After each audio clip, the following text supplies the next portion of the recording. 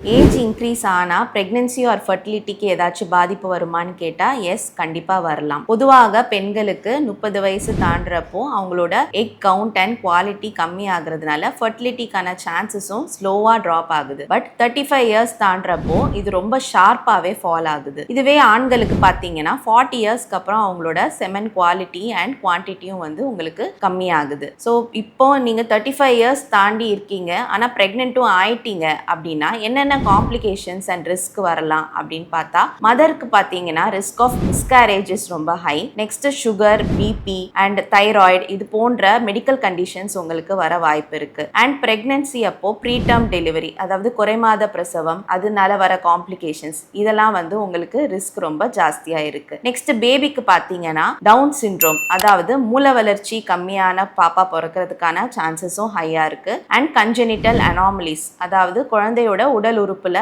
ஏதாவது ப்ராப்ளம் இருக்கிறதுக்கான சான்சஸும் இன்க்ரீஸ் ஆகுது. அண்ட் பேபிக்கு பிறக்கிறப்போ வெயிட் கம்மியா இருக்கிறது, பேபி பிறந்ததுக்கு அப்புறமா ஐசியூ அட்மிஷன் தேவைப்படுது, இன்குபேட்டர்ல வைக்கிறதுக்கான சான்சஸ் இதெல்லாமே கூட உங்களுக்கு கொஞ்சம் இன்க்ரீஸ் ஆகுது. 35 இயர்ஸ்க்கு மேல இருந்தீங்கன்னா பிரெக்னன்சி பிளான் பண்ண முன்னாடி ஒரு ப்ரீ கன்செப்ஷனல் கவுன்சிலிங் செஷன் உங்க டாக்டர் கிட்ட அட்டென்ட் பண்ணுங்க. ஸோ தட் இந்த மாதிரி ரிஸ்க்ஸ் அண்ட் கண்டிஷன்ஸை நீங்க ப்ரிவென்ட் பண்ணலாம்.